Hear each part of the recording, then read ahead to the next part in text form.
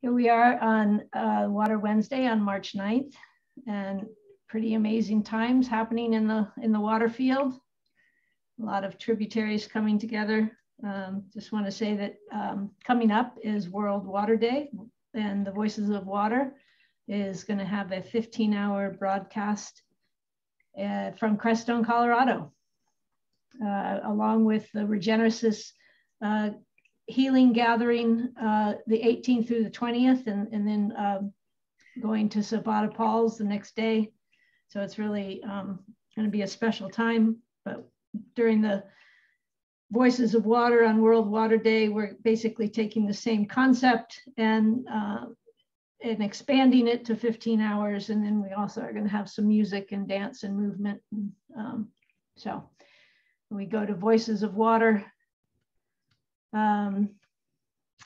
.com to get information on how to get to the access to the broadcast, and it will be a fundraiser for the Foundation Aisha and for the Earthstock Foundation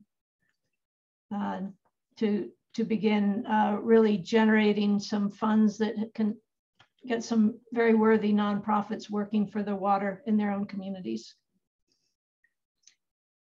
We have here today Randy Hatton, who's a water wizard, I believe. It's just very well versed in the unseen elements of water that we're just now learning about, and he's really spent his time educating himself and others about this. So welcome, Randy. Very happy to have you, and welcome, Kimberly. Happy to have you here with us. Yes, thank you. Thank you, Elizabeth. It's an honor. It's an honor and pleasure to connect with more like-hearted, like-minded souls and individuals to do our best to make a difference. And yeah, so I wasn't really planning on guiding a meditation, but I guess it's just more a resonance, you know. It's just bringing our waters into alignment with each other, so we're in the same frequency. Yeah. So you start. It doesn't have to be much, just a heartbeat, really, right? Right.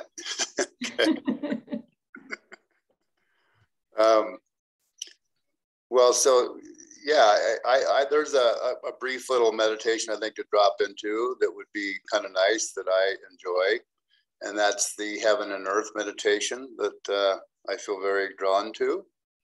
So we just close our eyes for a moment and take a few deep breaths and center ourselves. And one of the things I'd like to ask all to do is visualize a spiral of energy coming in that goes way up to the Godhead, coming into our hearts, spiraling from the Godhead down into our hearts. And as it goes into the top of our heart, it creates a toroid. So on the in breath, we're bringing in energy from the Godhead into the heart. And then on the out breath, this toroid is directed down to the core of the Earth Mother, connecting deep to the heart of the Earth Mother. Now when we breathe in again, we bring that energy back up from the heart of the Earth Mother, back to our hearts. And then on the out breath, back to the Godhead above. And we'll just do this for a few times.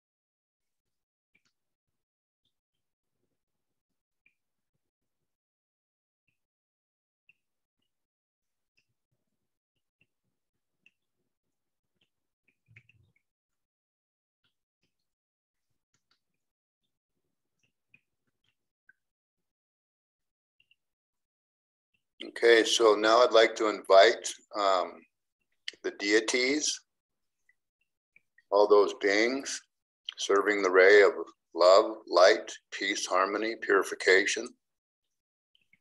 In particular, the beings supporting the waterways of the Earth Mother, Tara. May we be guided through this call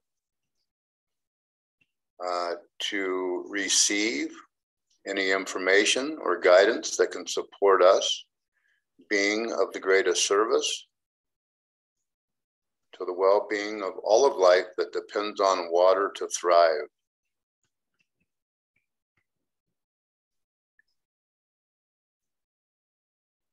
May each of us, each and every day, be divinely guided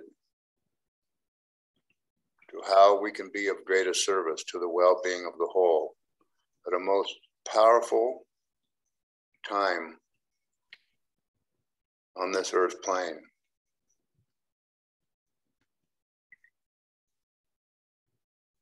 And we thank all the deities we've called in, all the angels, archangels, ascended masters, our star brothers and sisters, to support us in this way. We thank you. We honor you.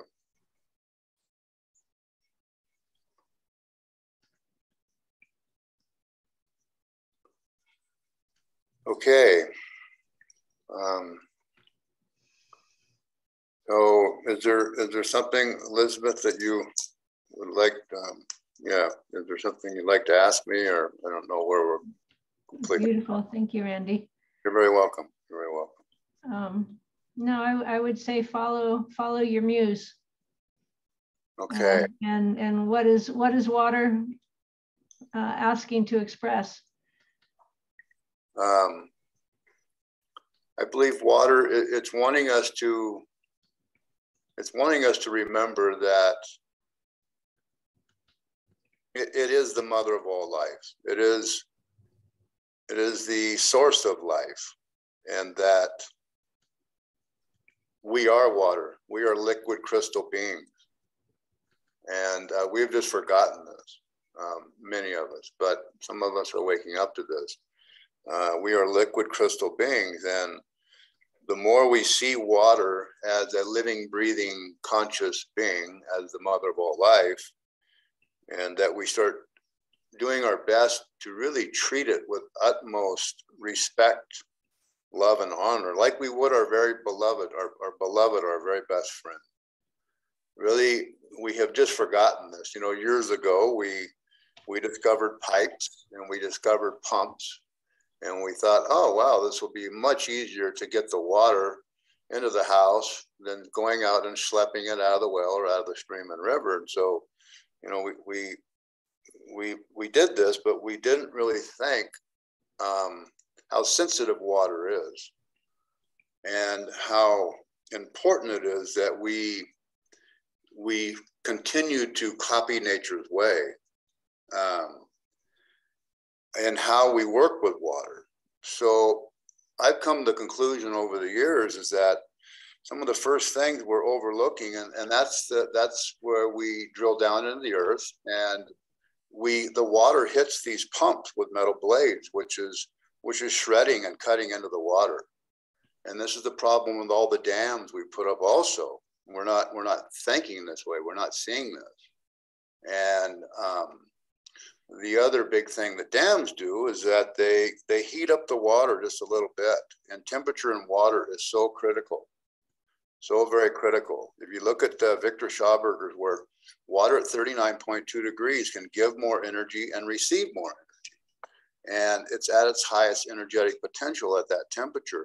So these are some of the things that we have just overlooked, I feel, and shredding the water with metal blades, and then we're pumping this water down straight lines, which causes friction, and it robs the electrons from the water. It robs the natural magnetism from the water. So that's the second mark, you can say, we're missing. And then the water gets straight jacketed into our pressurized tank, and then more 90-degree bends and turns. All along, it's being forced under pressure. So this has been happening for a reason, I believe. You know, we've been under this masculine, left brain masculine dominance for thousands of years. And it's one of the reasons we have been so unconsciously doing these acts that we've been doing, I feel. And there has been a reason and purpose for it. But what my thesis is that the feminine side of water, which is the hydrogen, the oxygen being the masculine, the feminine part of it is like, you know, I don't like this. This is very aggressive. This is unkind. And so a portion of that feminine is leaving the water. And this has played a role of us being even more out of balance with our masculine and feminine aspects of who we are. We haven't thought this, but this is to me is a big player. And the reason I say this is because from years of, I started working with water, roughly 22 years ago. And a big portion of this had to do with two shaman teachers who showed up in my life. Grandmother Fallingleaf Crowfoot and a grandmother Celia Nelson. And they really rocked my world in a really powerful, beautiful way. And I wouldn't be here today, most likely talking to you right now if it wasn't for them. And they opened my world up in a huge way that I can never imagine. But it became very clear to me through years and years of studies and research. I started meditating, and that meditation guided me into having visualizations of creating these water devices. And Grandmother Fallingleaf, she's the one who really lit the fire under my butt. She gave me an article, and that article was about the billions of pounds of toxins that were being dumped into our rivers, lakes, and streams. And I knew when she said that to me, and I read this, I could not believe it. I mean, it was actually astonishing, and it was probably much even worse than what it was, because it came from statistics from a federal agency. And Washington State, where I lived, ranked #1. It literally ranked #1. And I was a Bering Sea crab fisherman at this time. But something told me I need to be a part of this solution. And I need to figure out how to come up with ways to neutralize these chemicals in the water. And so it took me down a rabbit hole that I was not expecting at all, and in a huge way. And so for years, I worked on coming up with a means of how can this happen? How can we do this? How can I help assist these? And I didn't want to be a part of the problem anymore, so I quit my commercial fishing career. And I moved to the mountains here of New Mexico to proceed on trying to come up with the solutions to the problems. And eventually I was guided to build these different water systems. And I was thinking for many years, oh, when I just get the money, I'm going to be able to install these systems all over the place. And the other thing that has come to me just in the last few years, the only way to overcome this water bottle problem that I can see, and that is to have these full spectrum water stations everywhere we go, government buildings, schools, airports, everywhere you go, you can fill up your bottle with full spectrum water. And I don't use the term structured water. And the reason I don't use the term, because it's really fluently used. There's a lot of different devices that structure water. What has come through me is not from the third dimension. It is fifth dimensional, and it is ancient, and it's futuristic, and it belongs to all of us. And I didn't create it. Randy, did not create it. It came through me. And this is the only way that I see we could overcome this bottled water issue. We have to provide this for people everywhere. And this, back to the masculine and feminine. This is a really important role through this transitional period we're going through, to step more into balance with our masculine and feminine, so we can more step into the divine blueprint of who we are. And I know this because I was a very macho, roughneck type of a guy, you know, Bering Sea crab fisherman. And when I started drinking this water, I didn't consciously realize it, but down the road, I realized I really started honoring my feminine goddess. You're going to do errands. Okay. Excuse me? That was my mother. She walked in the room. I wasn't on mute. My apologies. No, that's okay. So through the testing of GDV, years later, I come to realize why I was allowing my feminine goddess side to come in.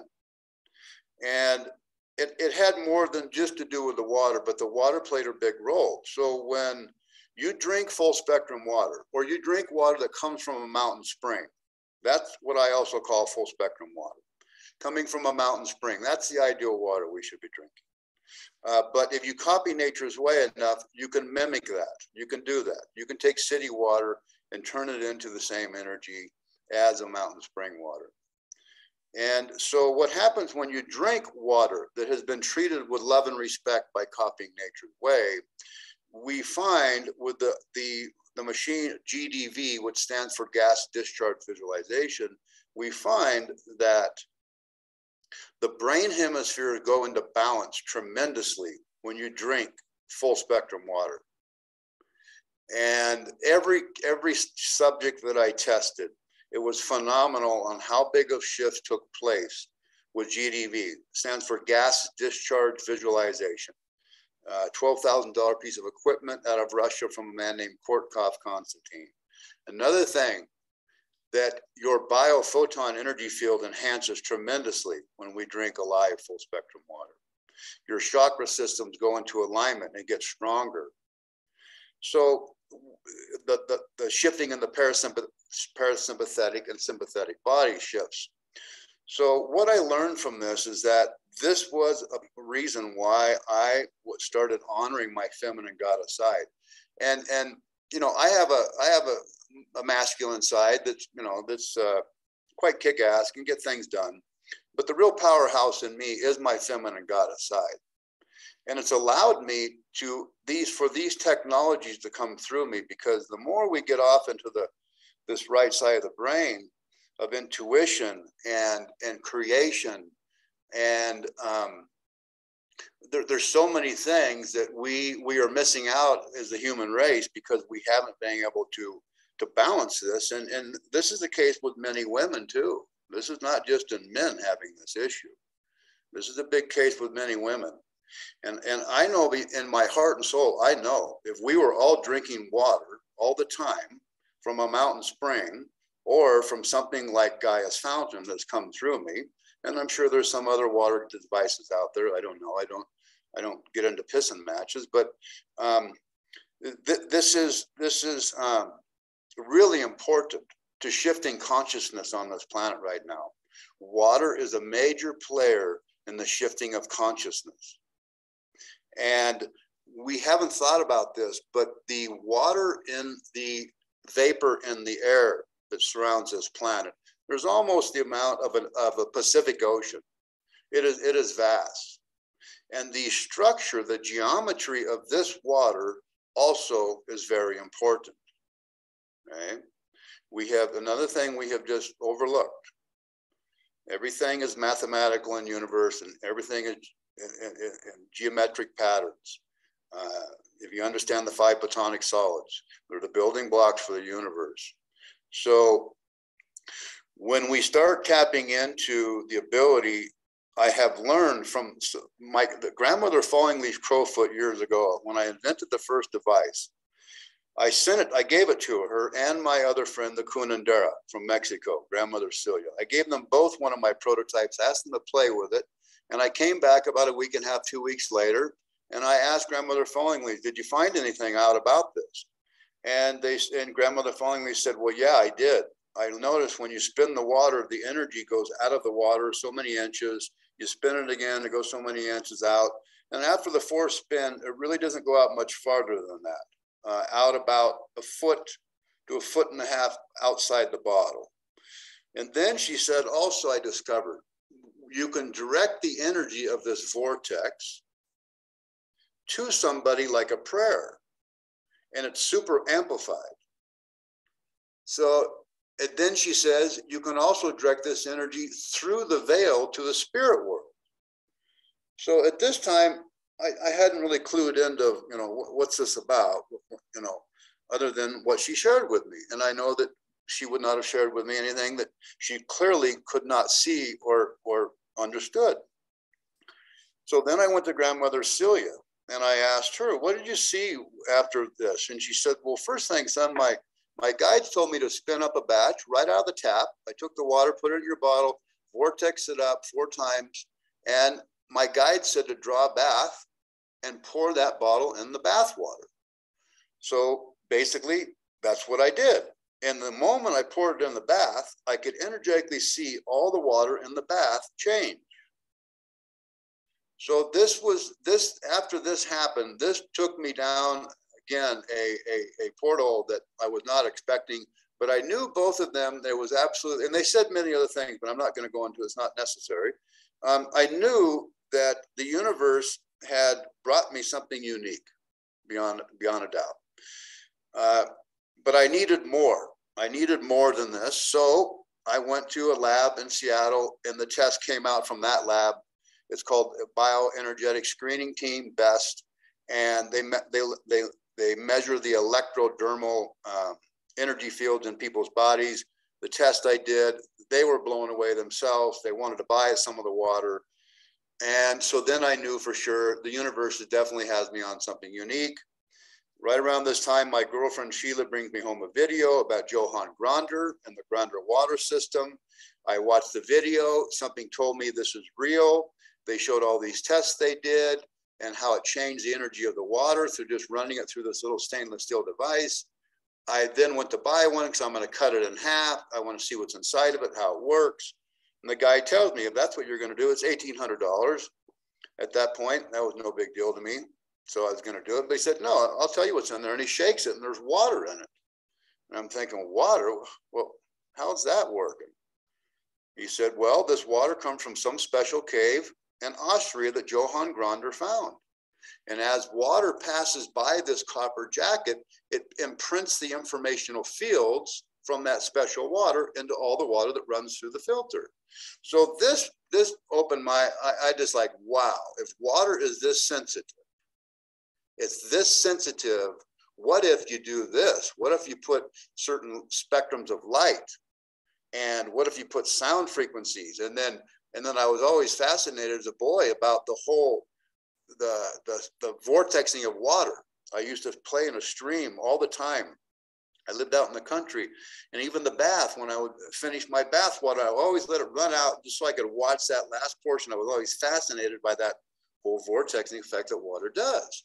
And so all these ideas started coming together on wow, okay, this is how this can be done. And these devices could be made, put in the rivers, lakes, streams, oceans, and this is how it could be done. Well, I come to realize here we are 20 some years later. Just recently, just in the last few months, have I come to realize there's way more going on in a centripetal interwinding vortex than what meets the eye. It is fifth dimensional. It is fifth dimensional energy, and it is a scalar wave amplifier and antenna. And this is what we are. What you see in the vortex systems that have come through me is basically how the energy runs through our body. This little exercise I just shared with you, meditation earlier, this is how the energy runs through us. It comes in from the Godhead, down through us in a spiral. Our hearts are toroidal field generators. This is what makes our blood pump through our body. This planet is a toroidal field. The Earth Mother creates a toroidal field. So when you go from the macro to the micro, if you see this and you start seeing it all, the spiraling vertical patterns from electron to our constellation, to the galaxies, to the weather patterns, to our DNA, it goes on and on and on. This is the signature of source energy. This is the signature of source energy. And this can be used in so many different ways to support the well-being of the whole. I'm coming to understand this. I am now recently bilocating these technologies to these places on the planet where we're doing what I'm calling the global water optimization. So after we're doing our practice, working with Resonance Alchemy and Catherine Parker's work through visualization, after that meeting, I'm literally taking the plasma portal and I'm bilocating that. We're going to be doing the Amazon River here on Saturday. So I can bilocate this portal 9 different places at the same time. Just like any ascended master, any Saint Germain can be in probably, I don't know, 1,000 different places at the same time. We have this ability too. So I've come to realize that by locating this technology, combining with working with the deities, these deities that I've been calling in for many years, and which we called in the beginning, and I don't need to go into all their names right now. I don't think it's necessary, but I've been working with them. They've been working with me and guiding me for many, many years. And the most important one, I will say, is her name is Adema. And Adema is a goddess of water. She is a very powerful goddess of water. Probably not known by many, but she has been working and guiding me for many years.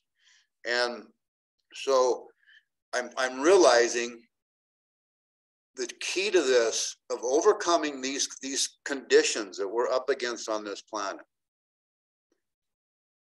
we will never, ever solve it. It'll take many, many, many years if we come from a place of third dimensional, seeing it as 3D. We must step in to that feminine side of ourselves, and the divine masculine plays a role too. But in nature, many people, they don't realize this. They don't realize this, and this is why we don't really understand ourselves real well. Because nature works in 2 forms. There's 2 forms, major forms of energy. Centripetal, which is the implosion, the feminine, the cooling, the condensing, the organizing, levitational force that creates growth, purification. That's what creates that tree to grow up. And we have the centrifugal, the masculine. That is about the heat, explosion energy, expansion, leading towards death and erosion, decay, right? Well, why do you think we are seeing so much death and decay and erosion on our planet? It's because we have been predominantly working with this masculine energy, and in many cases, unconscious masculine energy. And it's been predominant. And again, there's been a reason for it. But back to being able to turn this around, getting back into this nurturing, more purification, levitation energy, we have to do our best to think outside the box, allow the child side of us to come in, allowing that imagination that our childhood, back in our childhood we had. Many of us were told, you got to quit imagining those things because you're too old for that. And so many of us did do that. We quit using that imagination. But this, to me, combining with calling in our star brothers and sisters and the deities, the Great White Brotherhood, asking for their support, stepping into the powerful creator God, goddesses that we are, because we are powerful beings beyond measure. We are those deities. We just need to remember that. We are the ones we've been waiting for to wake up and remember this. This is how, in my opinion, we are going to overcome some of the most amazing problems, conditions. They're a condition on the planet. It is, most of us would say it's quackery. Even myself, probably just a year or two ago, I'd say, no way. What I'm saying right now, I'd say, no way. That's not possible. But I now know in my heart and soul, in every part of my being, this is possible. And this is how this is one of the ways we're going to clean up this condition that we've been up against. And it doesn't fail me, you know, my last girlfriend 4 years ago, when I started Project Clean Ocean, which is a nonprofit, I've been working on this way to clean up all the plastics out of the ocean through big, heavy equipment, through big fishing trawlers, big stuff. I won't go into details, but because I was a commercial fisherman for 25 years, I worked in the most advanced commercial fishing operations that ever existed on the planet. And that knowledge gave me a way of how to 3D get up the plastic out of the ocean, turn it into building materials, bring in shiploads of building materials. And I worked on this. I put all the nonprofit together. I put ABC, how it's going to be done. And then I meet this girl, Yamuna. And Yamuna tells me, I'm telling her, I'm kind of excited. I'm about, you know, I'm launching all this and I've got it all figured out. I'm thinking, and she's like, I'm telling her how it's going to be done. And she says, no, Randy, I don't think that's how it's going to be done. And it was a kind of a jab to my ego, I got to say, because I've been working on this hard. And I'm like, what do you mean this is not how it's going to be done? And she says, well, no, I see you're going to figure out an easier way. There's going to be an easier way that you figure out. And it's not going to be through heavy equipment and ships and all that stuff. I don't know how you're going to do it, but I see you're going to figure out a way that's going to be much easier to get it all, to do the job. And I'm kind of like, wow, okay, you know, whatever, Joe. And so a year ago, Carol Fitzpatrick, we're in this Zoom meeting, and Carol offers everybody in the meeting to a little quick channeling, quick, like 2 minute, 3 minute channel for each of us on the meeting. So when it came to my turn, she came through and she says, not too far in the distant future, you're going to be bilocating technologies. And I am thinking, what is she talking about? Bilocating technologies. I had absolutely no clue at all what she was saying. Well, it was just a couple months ago, after being under the vortex. My guide's been telling me to get under the vortex every day, try to spend literally 45 minutes if I can under the vortex in the plasma purification portal. Not knowing why, but I did my best to follow that guidance. And what's happening to me, I know this is what's happening. We have been caught in the reptilian minds for a long time. And the Anunnaki also tweaked our DNA thousands of years ago. And because of this, we have forgotten who we really are.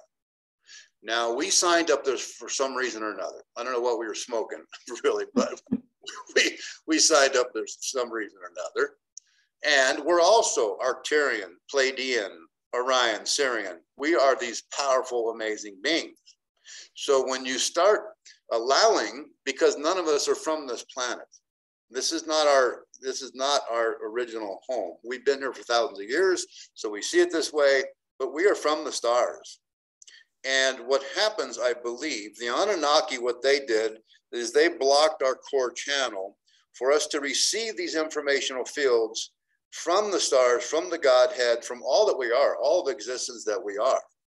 And so what happens when you get under this form of an energy, it starts activating the DNA, because our DNA have these filaments. And the more we activate, clear away that which we're not, these older vibrational things, the reptilian mind, we get out of that reptilian mind. We start becoming more conscious.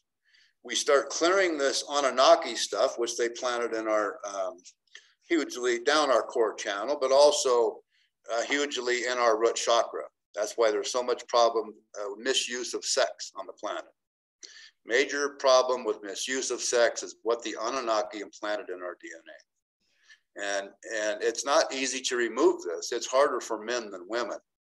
But when, again, Catherine Parker comes in and her work, this is the really powerful way of, it's an entity, it's a parasitic, energetic thing that happens, and it's housed more in our root chakra.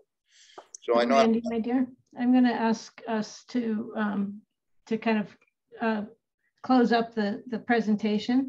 So okay. I'd give you a few more minutes to close up and then open it up for questions. You bet. You bet.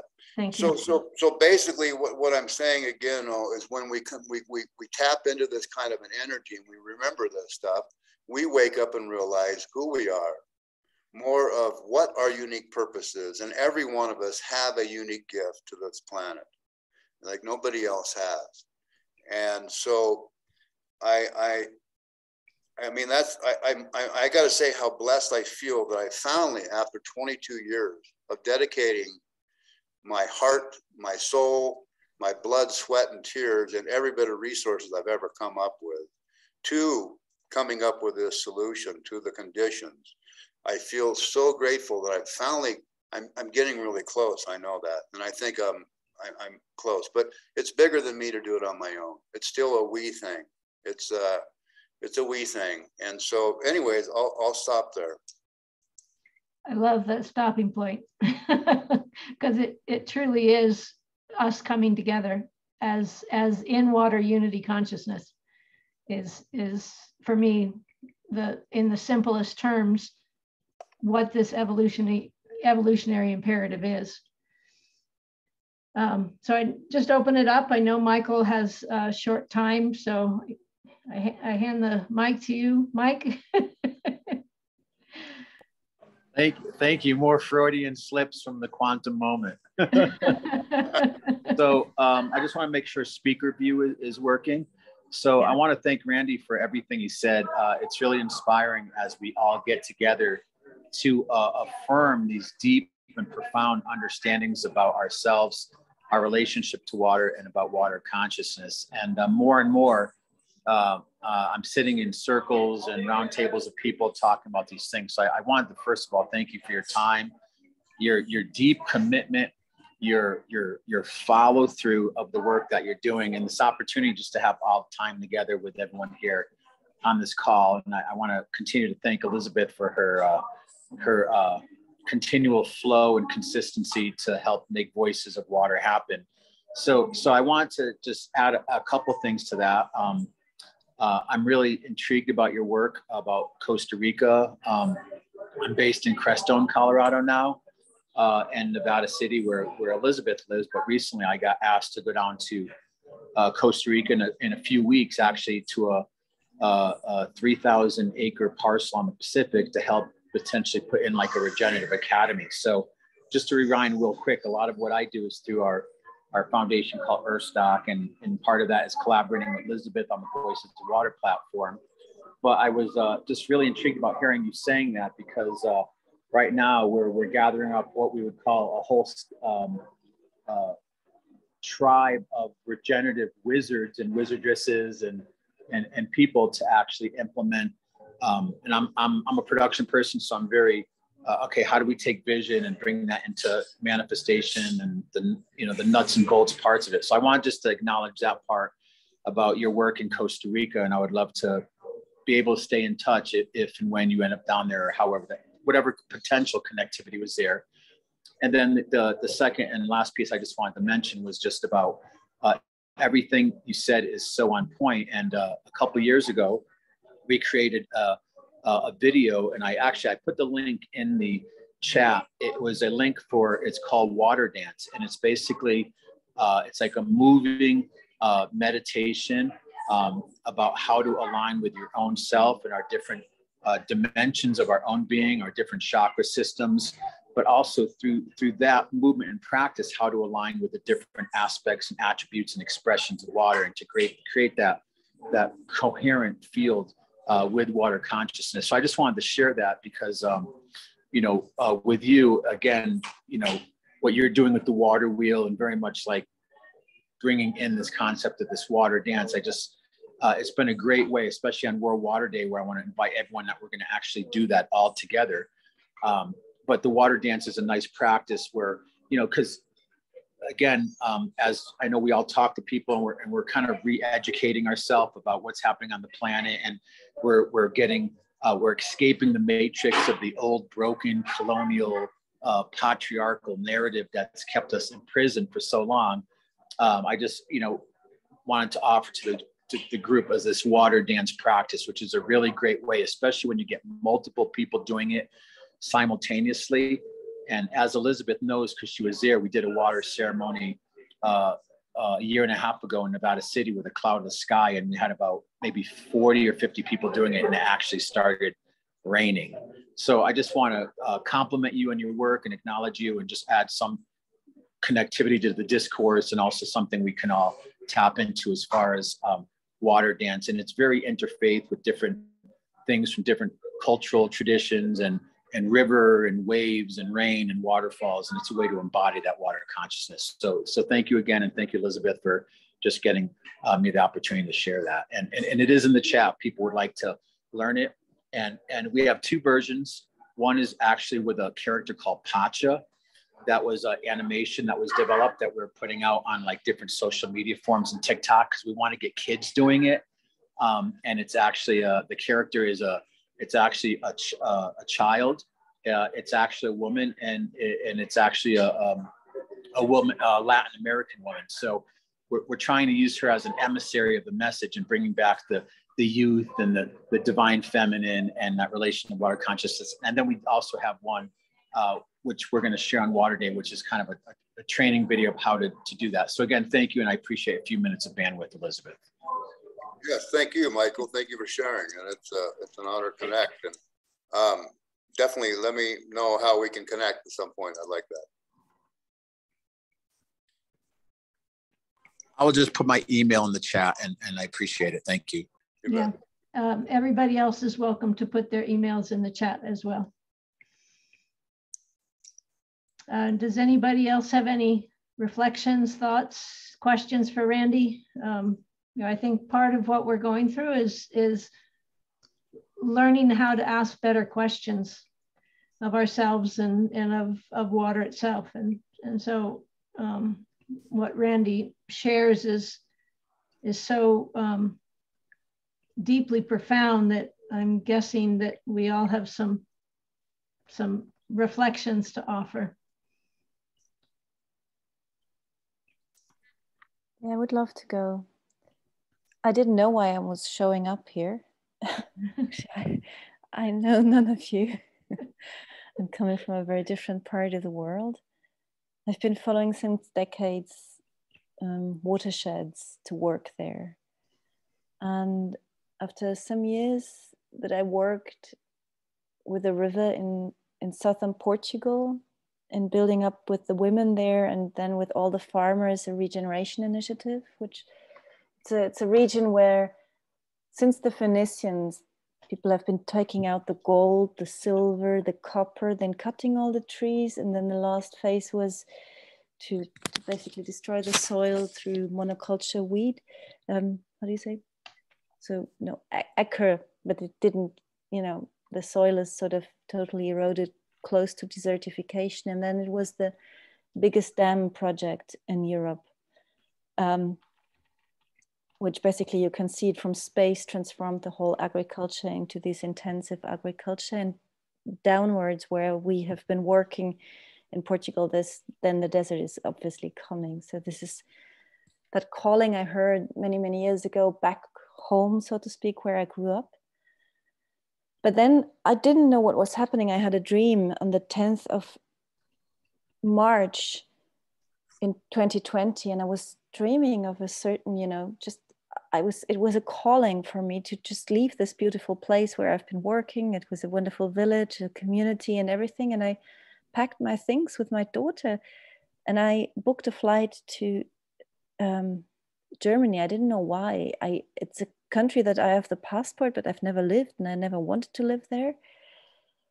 Well, life brought me to the lake of Bodensee, which is the lake in the center of Europe, connecting all the 4 countries in the center of Europe, which is, I don't know if you know, the River Rhine, which goes from Switzerland and then through the Bodensee, through the biggest lake in Europe, and then up to Holland. So it connects basically with the drinking water, all the Western European countries. And since then, I'm working here, and we've been building up a regeneration initiative here to bring together. It's interesting because the lake is called Bodensee, which in German means soil lake. It's very interesting. Schauberger grew up not far from here, by the way, on the Rhine Delta. And I just know so far we are sort of connecting those that are the guardians of the water around the lake, and they exist, and we're sort of finding each other, mostly women. And I guess I would love to learn from you, actually, what you've been developing. And I am happy to hear that this bilocation works, which may make things easier. And I had a feeling since the beginning that it's about partnerships of different watersheds.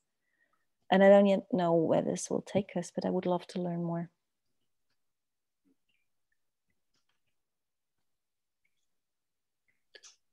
Yes, that's one of the things that helps to amplify this is having a small sample of the water from the watershed. This is what my guidance tell me. So wherever I can get samples of water right now that people want to send me, I'd really like to get one from the Amazon, but anywhere on the planet. All I need is like 1.5 ounces. And the person receiving the sample should have also keep like 1.5 ounces to 2 ounces. You can keep whatever amount you want, but all I need is 1.5 ounces. And so you're working with the spirit and the soul of that particular body of water, that watershed. And I won't go into the details of what I've been guided to do right now, but I think that it is, it's effective, and we will be doing some testing to see actually, I know in my heart and soul, I'll keep doing it, whether any testing is involved or not, but I would like to see some tests even myself. So that when the funds come into the nonprofit or however the funds come in, I plan on doing this with getting some testing. You know, a lot of the problems is methyl mercury in our waters, huge problem of methyl mercury, but many other toxins too. But anyway, so yeah.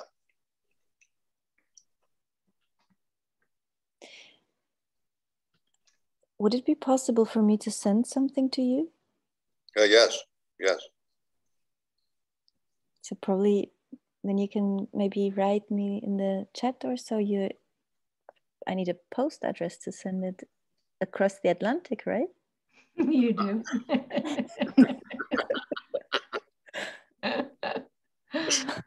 For now, anyway. So you mentioned, Katharina, about the different water protectors around the lake. You guys are starting to come together in councils, or how are you organizing? There's one organization which we founded, which is the Regenerate Forum, which is bringing together basically the farmers around the lake, the regenerative farmers, the biodynamic farmers, together with family-owned businesses, leaders, sort of, but locally. And they come together and sit together and see how they can make a change. You know, this is about, you know, beautiful. That's one part. But actually, although I'm involved there, I feel it's much more. It's different circles that are, it's like different clusters around the lake. The vision is that I'm seeing is that they will start in very different qualities. Mm-hmm. And at the moment, it's really the women. It's not yet a structure, and that's very good. So yeah, beautiful. And it's sort of, you know, it was difficult to cross countries without any certificates. It was not so easy, but over the lake and there's little things we could cross borders. So it's an interesting quality that is living here at the moment. And the interesting thing is, what I feel, whatever we're holding and doing here, this watershed is connected directly then to Basel, which is, you know, this industrial center of the chemical, fertilizer industry, and all of these things are there, you know, and the banking center, the Bank of International Settlements. We are all connecting to that watershed. Through that watershed, we are connecting to these energies, which clearly come from, I don't know, Brandy, what you have been saying, the reptilian mind. Mm-hmm. So, yeah. Beautiful. Randy, I'm wondering if you could put your email in the chat as well for everybody. And I And I just want to mention too, on the Voices of Water World Water Day broadcast, we're going to have Matthew Trum on the broadcast. He actually does these regenerative camps, and they started one in Paradise, California, after the Paradise Fire, which was one of the horrific multiple thousands of acre fires. Es ist 22 Uhr. Sorry.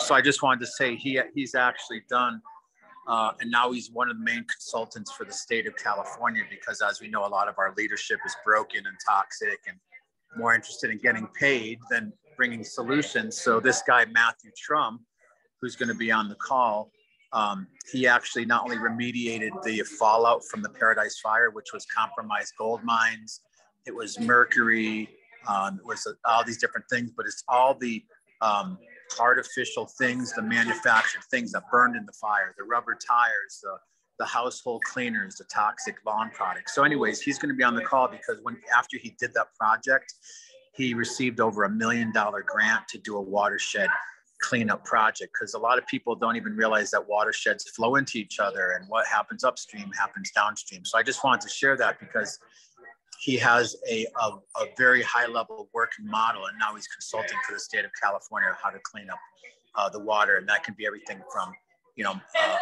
mushrooms to biochar to not so much what Randy's talking about, but as we know, we need to bring in the spiritual element and all these other new innovative, ancient, future technologies and stuff. So it should be a fascinating time where he's going to give people a template and some tools and ideas that you can use to help aggregate your area. And I know Elizabeth is working on these watershed councils, and maybe she wants to speak about that. But yeah, there's a lot of great templates that we don't have to recreate the wheel, and that's why synergy and connectivity is so important.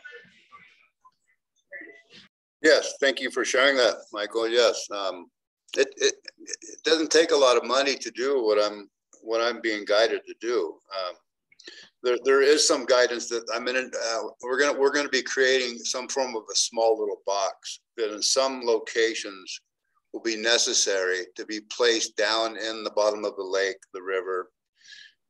So it's yeah. I won't go into too much of it right now, but it's really what I'm doing. We're working with scalar waves. We're working with psychotronics, radionics. Okay, that's what we're doing. And when you send love to somebody you care about, that's what you're doing. You're sending a scalar wave to that person. All energy workers, all shaman, they've been working with scalar waves. Okay, they're a spiraling waveform that come out of our hands, out of our heart, out of our third eye.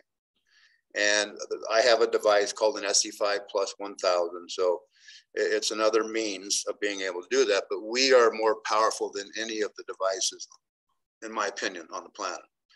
We are the ultimate scalar wave amplifier, emitter. And when we come together and we do this and we understand, basically, I'm just creating the platform. I'm creating the platform for the magic act to happen. And that's the key. We create a platform for the magic act to happen, and it will happen. If we do it with utmost knowing from our heart, no ego involved, that's also important, in my opinion, that we get out of the ego and we don't say, oh yeah, we cleaned up that ocean or we cleaned up that lake and that was us. That has to be, that has to stay out of the equation, because that's when we start losing our power, when we allow the ego to get involved. And yet there's another side of it. Even myself would like to see where there is actually some tests that are done. And then we do our mojo, we do our magic, and we see then what the new tests reveal, but yet keeping it to ourselves.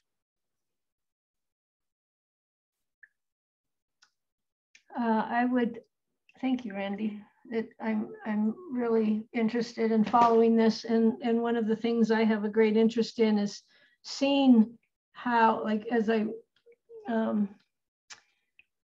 I came into this water work, I came in through Guinea, West Africa, which is one of the countries where you go to and realize what system failure looks like on a human level and on a personal level. in terms of the amount of garbage, the lack of infrastructure, the amount of consciousness that it's not okay to live this way. It's like, and so I'm would be very intrigued in setting up an experiment with your full spectrum water there, because I believe that the image I have is the yin yang, is that pulling the light up through that darkness of consciousness, I think is part of turning the wheel, is pulling it up from that. And so that's one thing I really am inspired to find out more about and talk to you about that. And it's sort of for a whole nother call. And part of what I would like to call forth is Water Woman Kimberly, because I'm watching her in the screen and she's just doing this amazing happy dance. So I would love to hear her voice. Thank you. Blessings to all of you. It's such an honor to be amongst all my brothers and sisters of the water. And I'm very honored and blessed to live in the ancient Appalachian Mountains in North Carolina, at the right next to the highest point in Mount Mitchell. And so the water that I have and I get to commune with and work with and be one with is very ancient. And so what I've been blessed to offer the world is sharing the language of water. And Randy, you do it so well.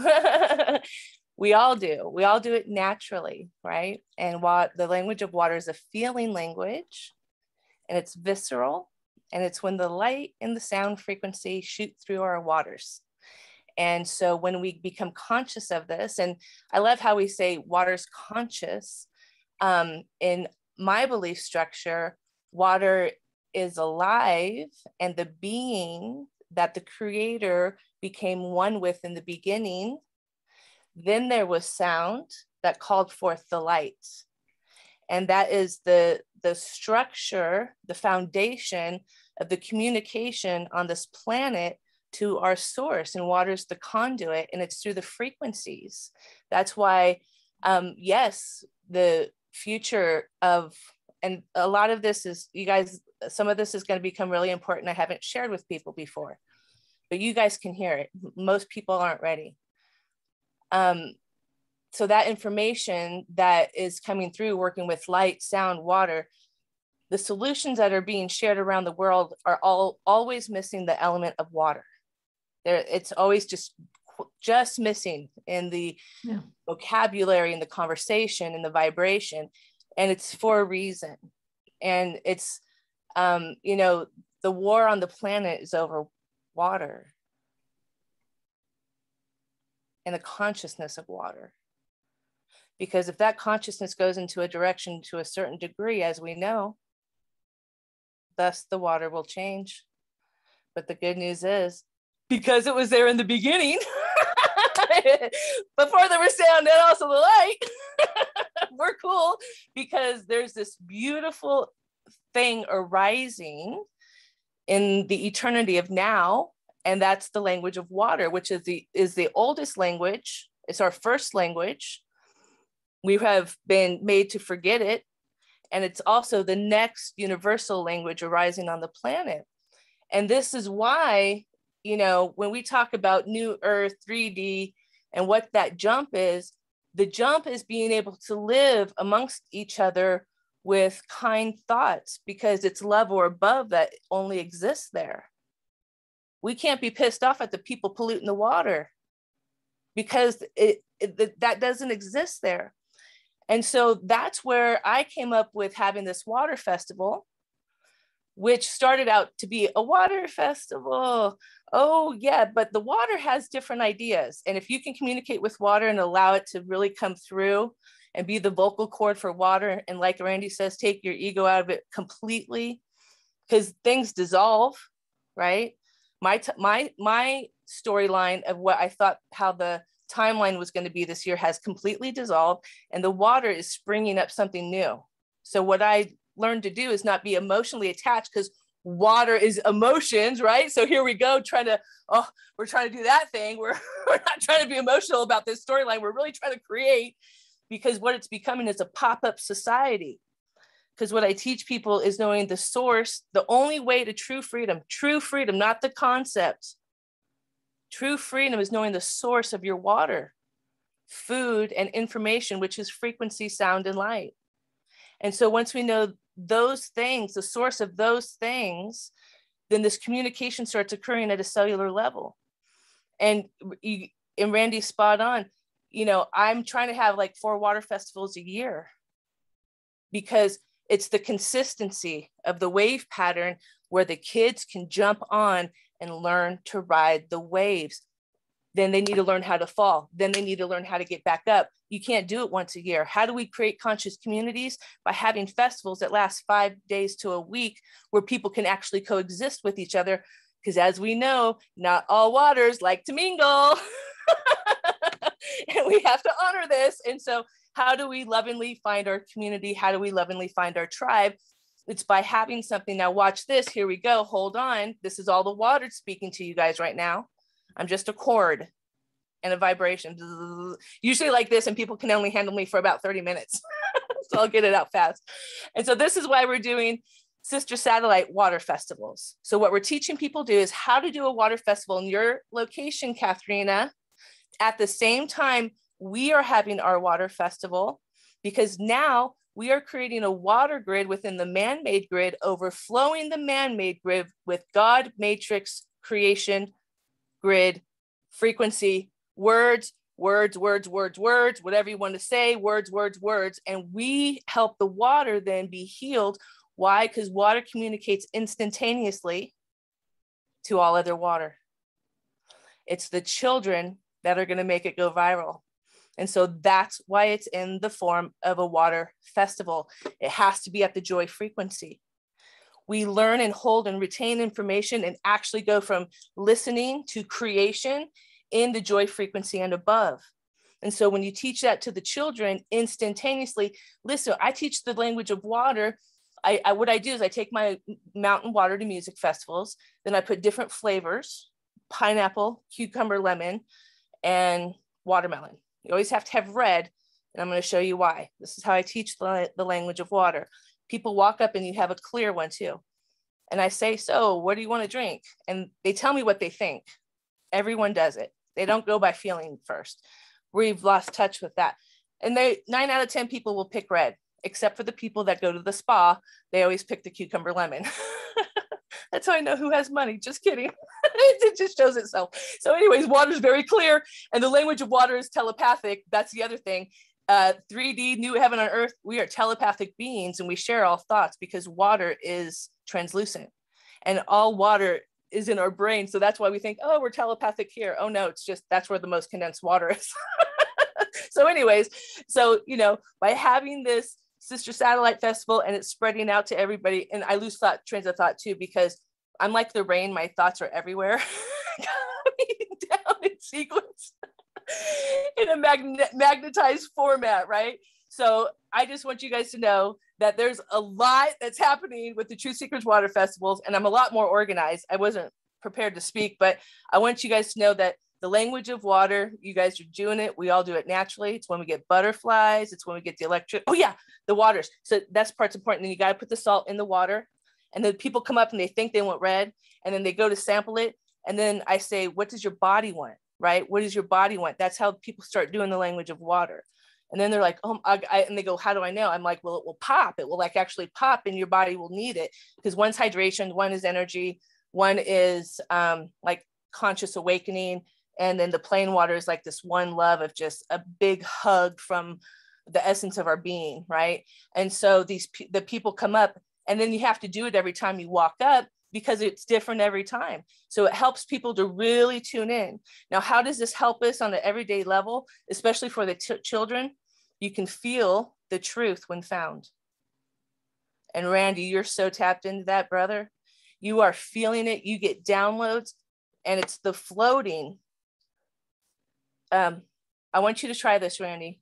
Go to a living water source, float where the sun can hit you, and hum. Whether it's an or a hum. Also, Randy, I want you to try this and do tests. 2, 3 things I have to tell you really quick. You got to put the sound of the sun in it. There's something there. The most pure crystalline structure David Sereda did was when he put the sound of the sun in the water, and the leaves of the crystal was a tuning fork, because the sound of the sun is 528 hertz, which is the color green in the heart chakra spectrum, right?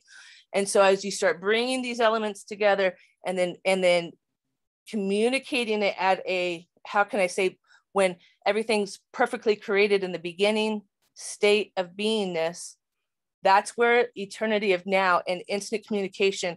See, the Akashic records is in the water, man. I'm pretty sure everyone thinks it's in the energy and the frequency. I'm like, I don't know, man, I think it's in the water, but you know, the frequency's in the water. So there you go.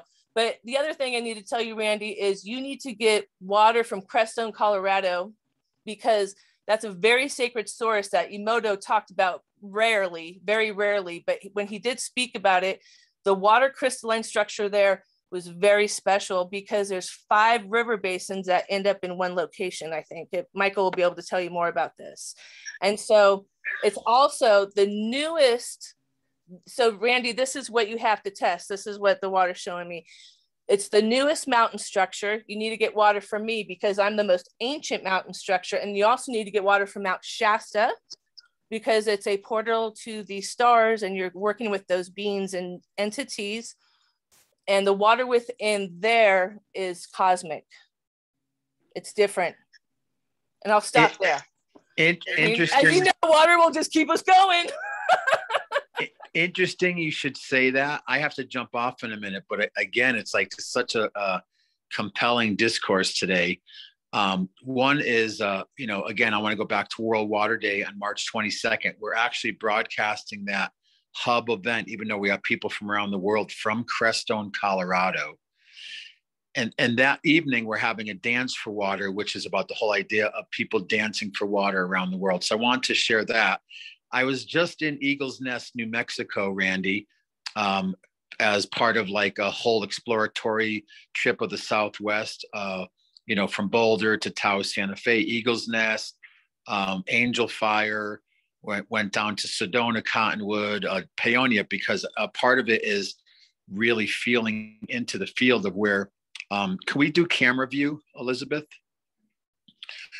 Is I'm feeling into where to set up this global academy for full spectrum regenerative, not only sustainable community, but an academy and a center.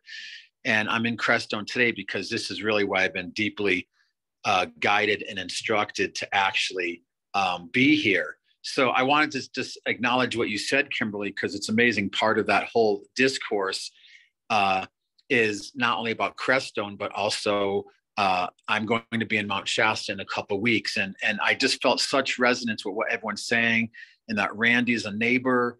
And I think we could literally get water from Crestone and Shasta in the next couple of weeks. But just, the long-term connectivity of all these things and everything we're talking about from the etheric is actually manifesting out into the physical right now. So it's really exciting that we can talk in the most spiritual, metaphysical ways about consciousness and water. And then there are these conduits and channels of how things are actually happening in real time. So I definitely, I want to thank everyone for your time. I'm going to jump off. Fascinating. I wish I could stay to the very last drop, excuse the pun, but amazing call, and much respect to Randy and Elizabeth, our partner on Voices of Water, and definitely World Water Day is coming up. If people can help promote that broadcast, because there is going to be the water dance and the dance for water that night. There'll be speakers, but there's going to be some fun stuff and films, and I just really appreciate everybody's work around water as we claim our sovereign divine inheritance as human beings, because it's something that's been exploited, mismanaged, and commodified, and it's time to bring it back and to make healthy, clean water accessible for human beings all around the world. So I will definitely reach out to Randy, and thank you for this time together, and much appreciation again for Water Wednesdays with Elizabeth, Harold, for just really holding it down. And I hope everyone a blessed day and a World Water Day. And we are going to have the Hopi Water Clan people out here. So Randy, if you're available on March 21st or 22nd, you want to come out to Crestone for the Voice of Water broadcast and to sit with some of the Hopi Water Clan people, you have a direct invite from source. So much love to all. Thank you. Thank you for sharing that, Brother Michael. Yes, thank you. There's a good chance I will be guided up there. I feel that. And you're the bomb, Goddess Kimberly. Thank you. You are amazing. Thank you. Thank you for sharing. No. Namaste to you. You are very, very special. You all are. And Katharina, where is it that you're located at? Where's your location? It's called the Bodensee.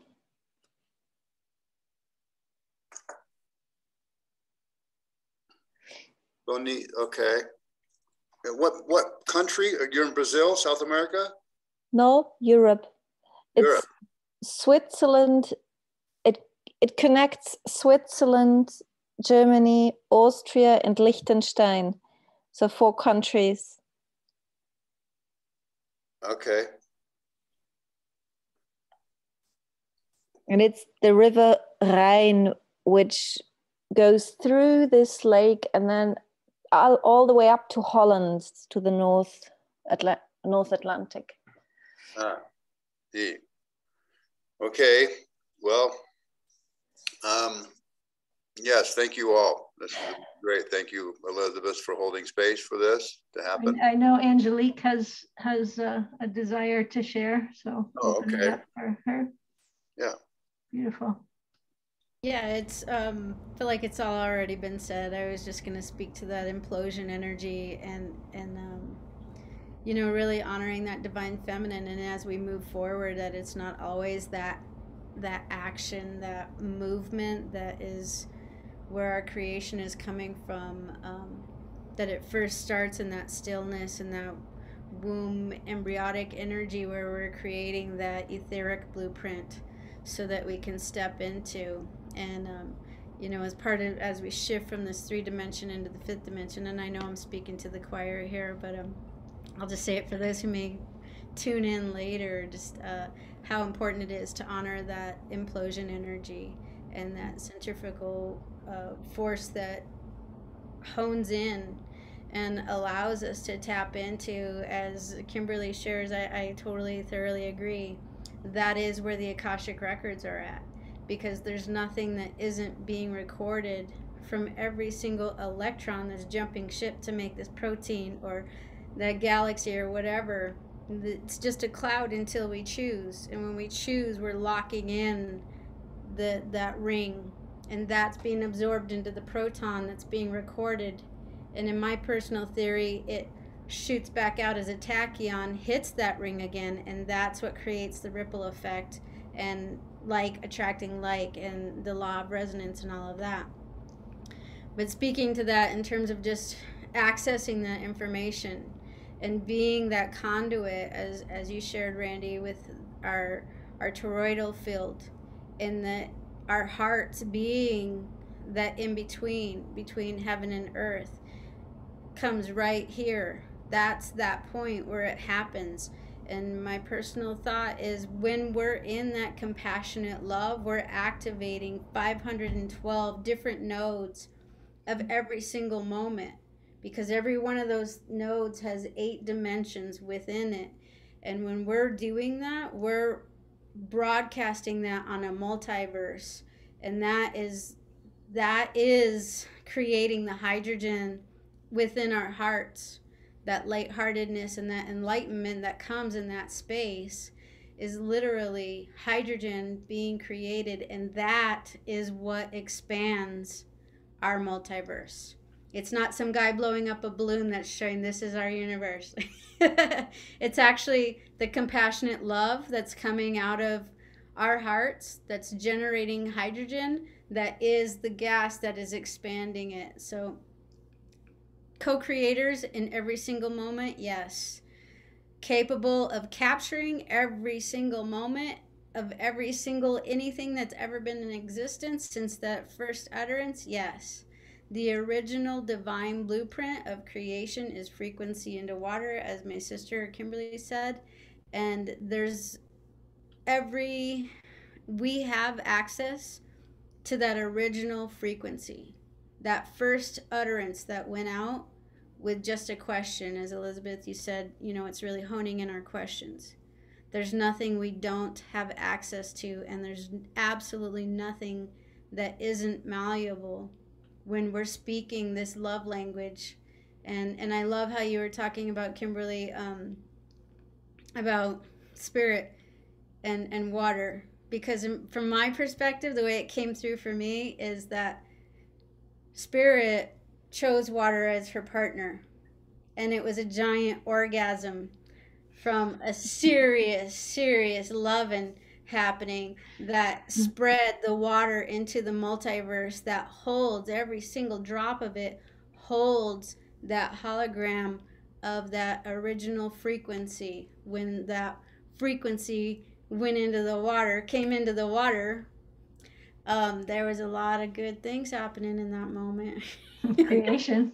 I really believe that water was one drop. Then the waters divided, and there's the Vesca Pisces, right? And so that's why when they say in the beginning there was water and consciousness, and then they became one, like there was nothing else.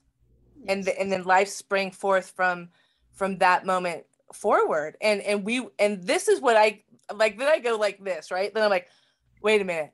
That means we were there. I'm like, oh my God, we were there. Like we could go back to there. And then I go into this thing. I'm like, oh wait, I kind of believe in reincarnation, but I really don't know about it. So I don't want to pretend like I do. But technically, what if we were a drop in Cleopatra? And that's why we thought we were Cleopatra. I go like that. And that everybody at one time. And that explains how there can be 100 Cleopatras. Because we were all the drop within the ocean. And there is no recording of water ever being created. There is nothing ever in the history that says water was created. So she's been there from the very get.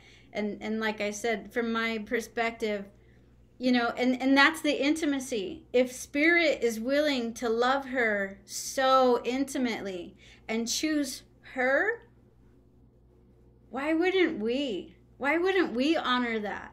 Why wouldn't we see her as the glorious, amazing, beautiful, divine feminine in all of her attributes and all of her shining wonderfulness? Like, if it could be recognized by spirit and in that male perspective of the frequency that projected out into the water, like if he has that appreciation, who are we to not? Right. See that, appreciate that, love. Who are we to not cherish water as if our existence depends on it? And I also like too how we are living in a time where, one thing I always like to point out to people is that all the creation stories, all the miracles, and all the cultures and religions around the world is around water. Mm-hmm. We are looking at a time where we can look at the science, which is also a beautiful language, right, of its own, that can show us how this may or may not be, right? Like if we have one theory, we're like, well, like for example, maybe the water Jesus walked on was just really salty and it had buoyancy and it was more structured and it really, I love how we can look at these things, but yet also be the vessel where these miracles can work through us now and be a part of that co-creation and the speaking into existence. All I can say is this: I see life. I literally see water in everything. I mean, you turn on the television show, I'm like, there's water. My poor family who are so 3D oriented, right? God bless them. Like, I guess there's one in every family. and I'm this one. And so they're so sick of hearing about water. I just got spring aqua put in my home. You guys should check it out. They figured out how to bring the Sacred Springs filtration system into the house, creating the hydrogen water without electricity, and in a way where, and all I can say is this, I have to be a little bit quieter. My mom just started chemo last week, and I've helped people through this process. She actually is feeling better, and it's because I just got this system installed, and she's drinking this hydrogen water, and I'm telling her it's medicine water. I'm like, Mom, this is medicine water. And when you bless it and you tell it what you need your body to do, it will start taking care of you. And do you know that woman has not been sick at all? And she's like, what's happening? She read all the stuff right online. She's like, why am I not feeling this way? It's the water, Ma. Like, I don't know how many times I have to tell you. You know, you live with somebody who so anyways, so I'm observing this, and I'm watching this awakening happening within somebody who is not just not looking for it, but it's happening within. And I just want to say, this is why we have to have multiple water festivals throughout the year in multiple locations, because this is what I hope to generate and spark within all. Because within a year, Randy, it's only going to take a year, honey. We have to give it to the children. We give your information to the children so they can take it and grow it to the next level, because information comes into them in ways that we are here to assist them and give them the tools. But now we have to let go and let them play with the tools. And so we have to create a structure like that, and it needs to be in every village. And you want to know how you change these villages in the middle of nowhere? You put a sacred water sanctuary. We need a water sanctuaries. That's in the plan, Kimberly. It's every household, right? Everybody. It's everybody. Right. It is everybody. And, you know, I go to festivals, and I teach my tribe how to go to festivals where, you know, I start my conversation with this. They make beer out of water. I'm like, yes, right. They do. And I just love them right there. That's my bumper sticker. No water, no beer. You know, and so we got to love them there, and then let them flow into the journey of water. Oh, that's when I come back and I'm saying, well, you got to always bless your beer then. And I have people walking around blessing beer. Okay. If that's the first step, so be it. Right.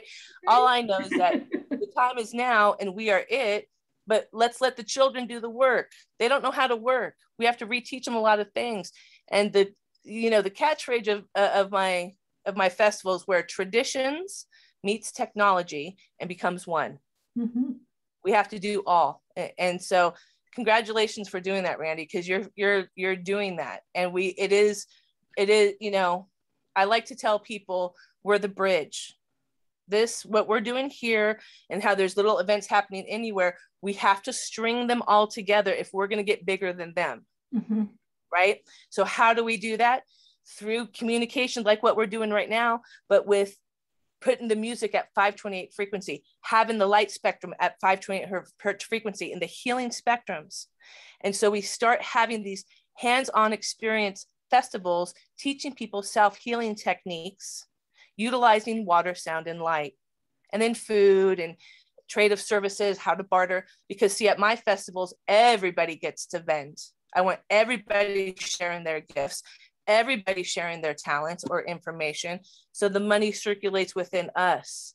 Because pretty soon there's not going to be money circulating, see? So we have to show the kids, how do you trade? How do you exist? How do you go get an apple when all you have are rocks, right?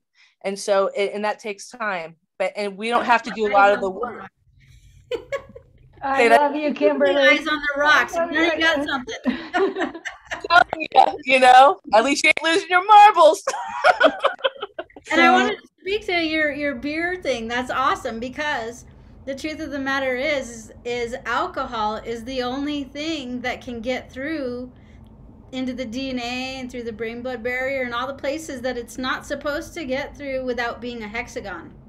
So it's very important to bless any alcohol, because you're absorbing everything about that energy, because your body doesn't have a way to be a gatekeeper when alcohol is involved. So it's a very potent medicine because it's instantly absorbed, because there is no, like if you're drinking unstructured water, we all know it takes a tremendous amount of energy to structure it so that we can use it.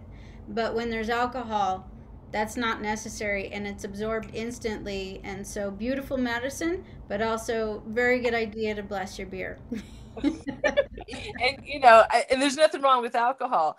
At the water festivals, we encourage people no drugs, no alcohol.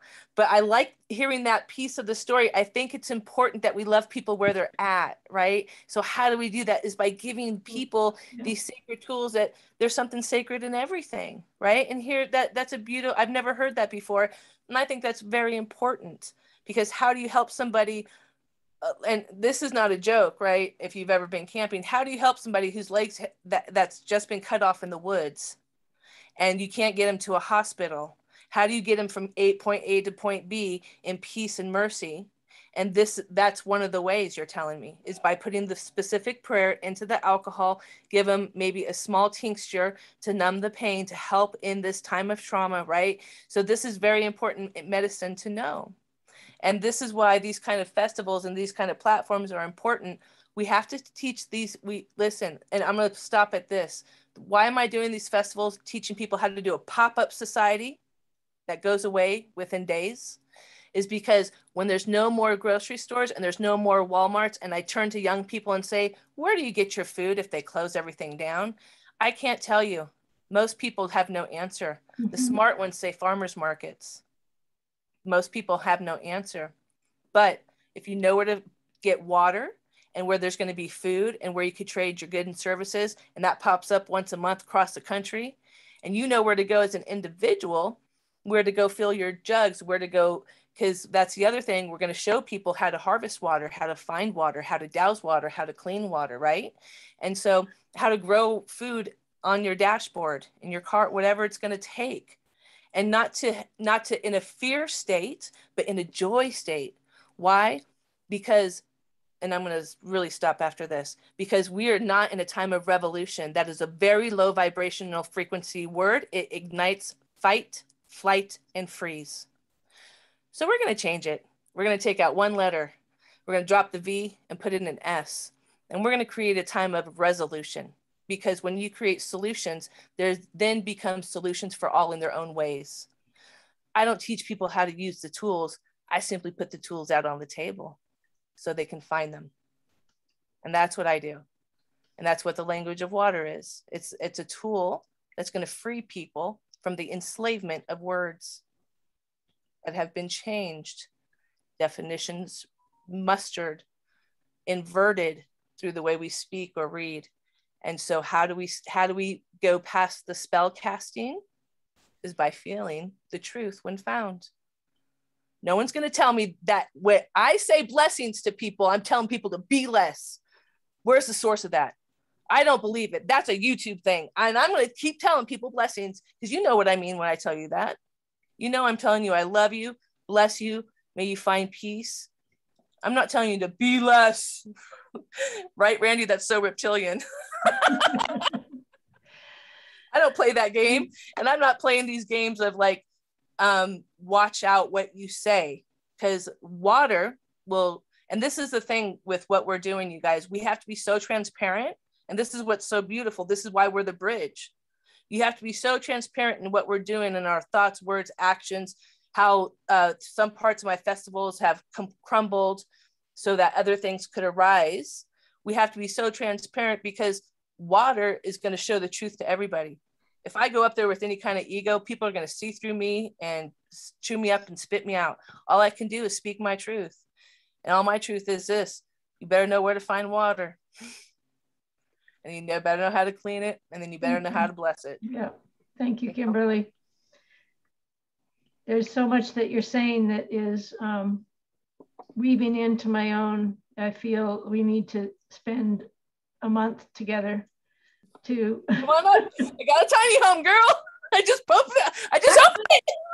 This is on my agenda because I just connected with Kimberly and I just saw her website and I'm like, we got to hang out, Elizabeth, because Elizabeth, you guys, the water sanctuaries, I was just like, I was in love with Yeah, what you're doing. we have water sanctuaries in our blueprints, and they're the nest that holds the watershed wisdom councils and the watershed festival. Yep. This is what well, your festival is what brings people to the water sanctuaries, right? And then once we have this network in place, then we have ridge to reef councils culminating in the Oceanic Parliament. You're kidding. and our first job is to clean up our shit. Well, yes. Great planetary water cleanup. Thank you, Randy. Waters first. That's not my job. Just kidding. It is. I just get to broadcast it, right? Yeah, you're the hostess with the mostest. Seriously, this is why I am having water festivals, because I want my family to come home and come play in the living to remember. Yes. So my question, keying off of what Angelique said, which I said earlier, is what's next, right? Our question, what's next? Like, okay, right here, we've formed a council. We're here, we're together. We have an opportunity to go from here to there with, and so, you know, that's what the watershed wisdom councils are, to bridge our inspiration to our implementation, to bring it real into our watersheds, to connect the youth to the truth, right? So all of this is happening, and that's so the voices of water for me and how it's evolved is about that. It's bringing the solutions, bringing the exploration for the solutions through water. And then, all right, after World Water Day, we have Earth Day. So what are we going to do from here to here, right? And really start getting those stepping stones of festivals. And I would say that we actually do something every 2/2, right? On the 22nd of every month, we do something together. And we keep building this togetherness across the whole planet. And we do it virtually, we do it in person, we do it by ourselves, like whatever it is that we just really create that, as you say, that the wave, the scalar wave, right? It's the waveform in action in person on Earth. I know my favorite thing is to go see Kimberly. Come on. Listen, there's 500 camping passes. I'm going to have 100 day passes, about 200 kid passes, and it's on 70 acres with a river running through it. And it's at the highest point. You can see the Milky Way where I live, just so you know, and this is important, especially with communication from the cosmos to the water. Where I live, it's considered one of the darkest counties in America. And they put back in the day, NASA put a telescope in our area just because there was clearer communication, if you will, with the stars. Yeah. So what's the date of the upcoming event? So there was going to be one in May, and I'm trying to get sponsors. I didn't have the full deposit down. I lost it to a wedding. I'm so bummed. So there's not going to be one in May now, but the next one that I have penciled in, I'm trying to lock it in. I need you guys to manifest and see me locking it in. I'm going for sponsorships this week. And I'm freaking out because I stay at home and take care of my elderly parents. So I don't have like the professional thing. Yeah, you and me both. You and me both.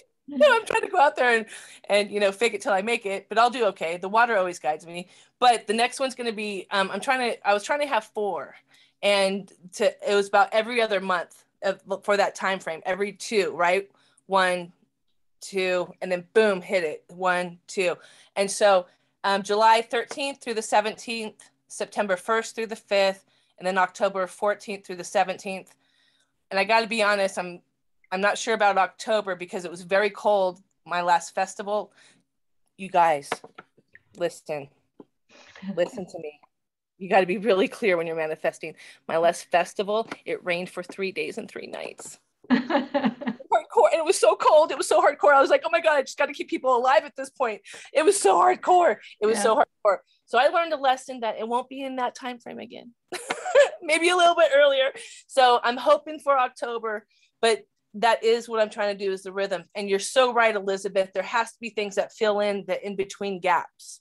And I think the summits and the online thing, And Elizabeth, I got to give you so much props doing this weekly. And thank you so much for holding the space in this timeline so I could find my path, because it's people that did this way before me. Yeah. And We've been waiting for you, honey.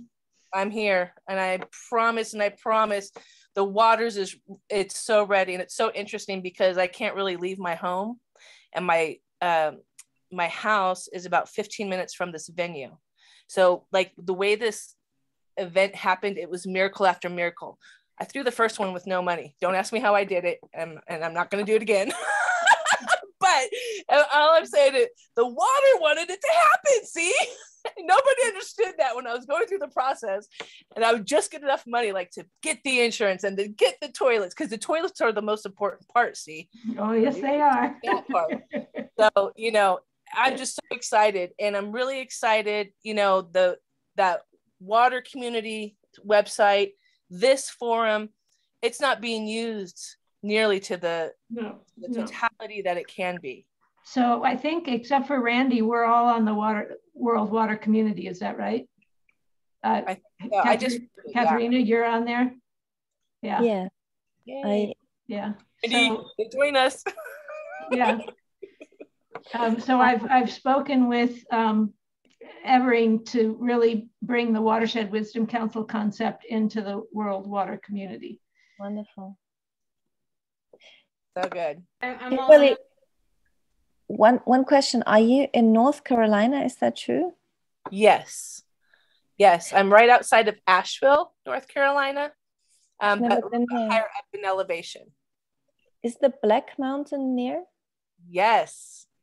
I have a good friend. He's over 80, and he visited me once. He's a wizard. He knows he has a seed collector from around the world. And I invited him when he was already over 80, but his whole seed collection burned down a few days ago. Oh. I'm sending it in the chat. It's a very good friend of mine. Maybe you know that it's one of the most beautiful farms I've ever, I never visited, but I was so connected to him, and he came actually, and we went foraging and brought together all these wizards around plants to the Swiss Alps. What's his name? Joe Hollis. Yeah, it's Joe Hollis. Okay. Maybe you know him. It's a wonderful farm. It's maybe there's some connection through your festival. Who knows? Well, thank you, because I do want to connect. That's where tradition meets technology is very important. There's a lot of elders around here sitting on very ancient, valuable information that's about to disappear. And he's there. He's alive. He survived. And also, just so you guys know too, this is why the Sister Satellite Festivals and the online platform is just as important as the in-person, because it allows elders who are older to be a part of the superstar speakers in an online format where they're comfortable. Mm-hmm. That's vital for them to be included so that we can savor this information and pass it on to the young people. Because if the grid goes down, which I hope it doesn't, but my goodness, aren't they talking about it a lot? He's one of probably 3-4 top. He stores all the knowledge about edible perennials in the world and healing plants. And he's right beside you. Nice. So I'm just saying that, and we were flying him in together with Ernst Götz and a few others, Stephen Balster from Norway, to bring them all together. It was a beautiful event. So I love that. Well, contact him. I will. And I want you to also come and be a part of ours too. Come out to this part as well. I love it. I love how we're going to be able to share all this information and come, because that's the thing.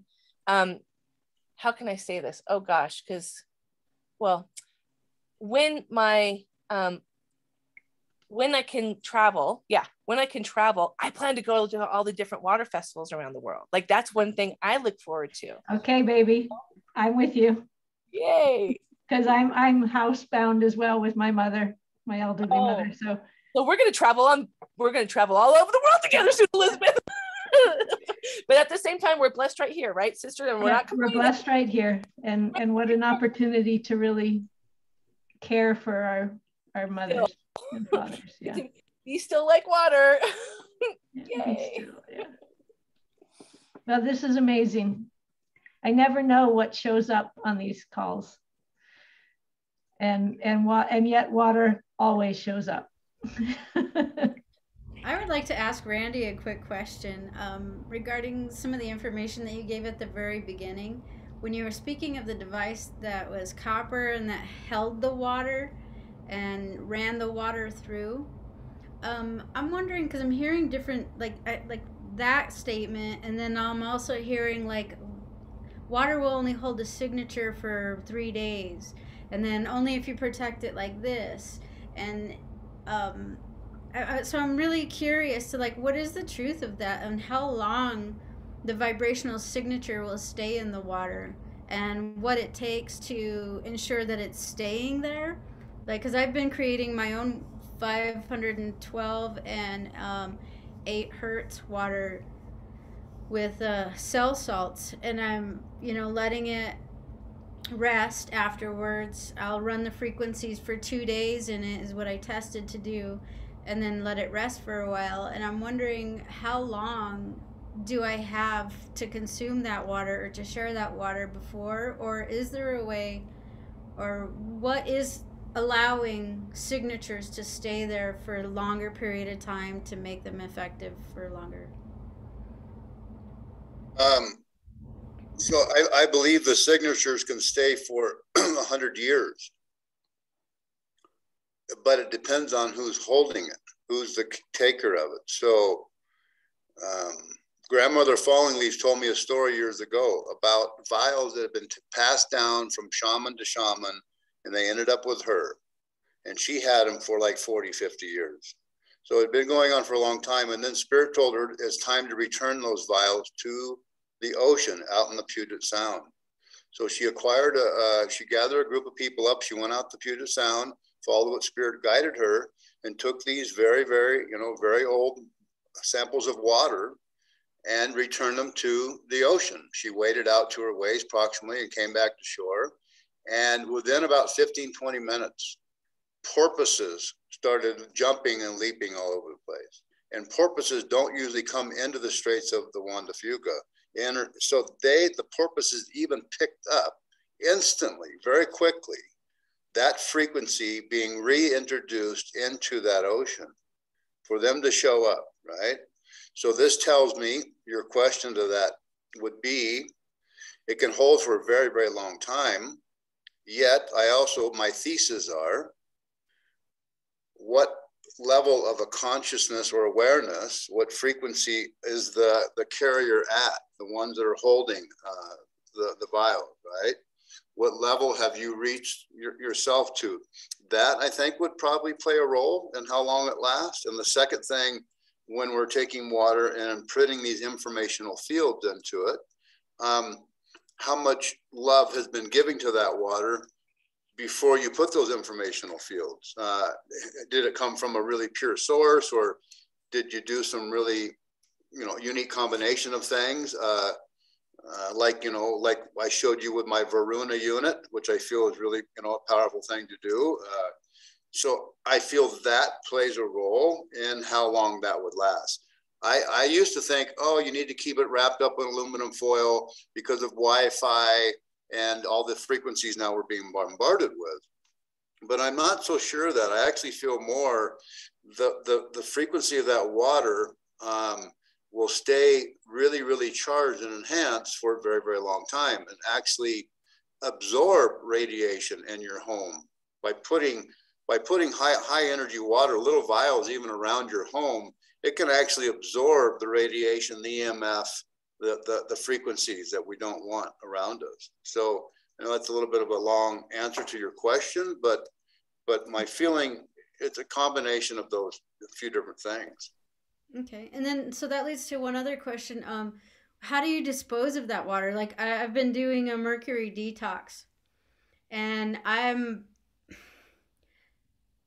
all I can do is surrender it and ask, thank the water for absorbing that for me, for allowing me the health that it's giving me, but and asking her to transmute that, but it's still going down the drain.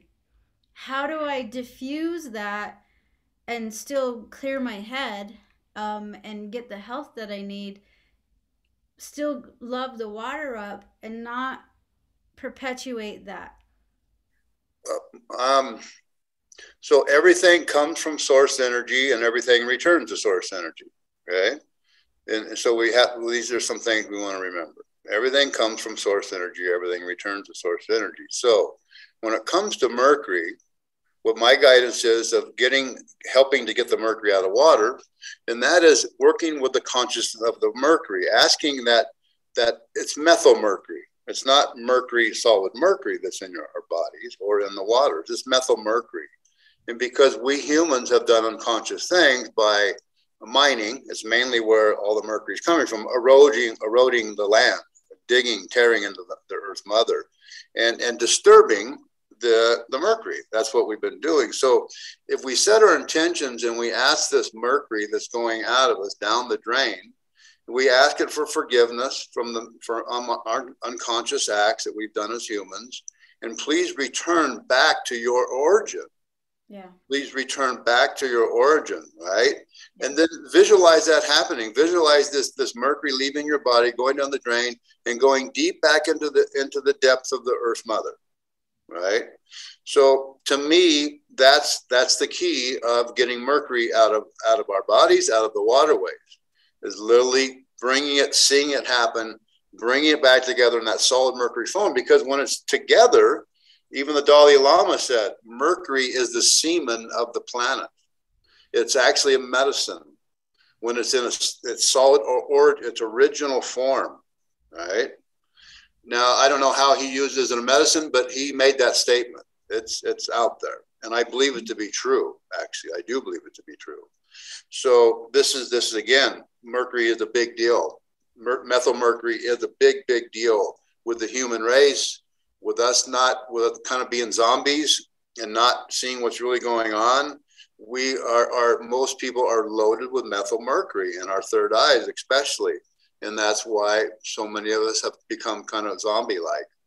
So anyways, that is, I think it's a great question you asked. And I actually feel that is the best thing that my guides tell me of how to dispose of this, how to get this back into its origin, see it happening, ask for it to happen, ask for forgiveness, and that we will do our very best to not continue to erode their home, disrupt its home, the consciousness of the mercury any longer, that we'll wake up and learn from our mistakes. Yeah. And that's, I think anyway, so. Yeah, thank you for that. And I have been doing that. Like that is what I've been asking for, is it to find its alignment and its happy place in accordance with the divine, what their agreement was. Yeah. For that to be reestablished and lived out with the mercury. But thank you for bringing up the forgiveness piece, because that isn't something that I have added into that. So I appreciate that. You bet. You bet. And thank you for your sharing too, sister. It's always an honor to hear your voice and to hear the wisdom that comes through you. So thank you for your sharing. Nice to see you again. Yeah.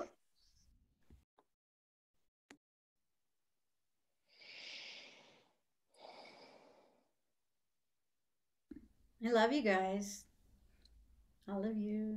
I'm so happy. This is a very beautiful group to me. My waters are really enjoying the level of this vibration right now. Yeah, it's making me feel a little emotional here. It's just some really, really advanced loving waters here. So thank you for allowing me to be present with you all. It's an honor. It's also for me. And Angelica, I saw you before, which is also crazy because I don't know, we were not introduced, but I met you in a regeneration meeting with Jamaica. It's very interesting. It's very strange. Or is it? Yes. So we're, to what Kimberly was saying, you were talking about the transparency, and when Bruce Lee says, be like water, that's what I picture, is we can't hide anything anymore. And although all water looks the same and it's all transparent, hopefully all transparent, every one of them has their own characteristics and their own temperament and their own temperature and their own like way that they move, you know. And it's so like that individuality that can be held in such a similar space, you know, like there's a sovereignty that comes when we step into our own waters that no one and nothing can shake. At the same time, we're all the same. And it's just such a beautiful, beautiful thing. And just, so yeah, just speaking to the Bruce Lee master and the words that you were sharing, and yeah, that transparency. Definitely, yeah, it's going to make things so much easier. Es ist 23 Uhr. Oh, sorry.